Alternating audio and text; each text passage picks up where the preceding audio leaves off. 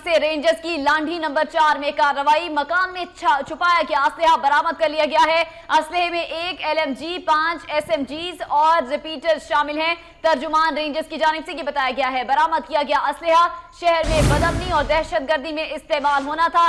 Rangers के तर्जुमान ये भी बताते हैं कार्रवाई से पहले गिरफ्तार मुलजिम की निशानदही पर की गई है ये कार्रवाई। आपको अहम खबर दे रहे इसी बारे में मजीद अपडेट्स लेंगे अजहर जैदी से। अजहर, बताइएगा इस कार्रवाई से मुतालिक।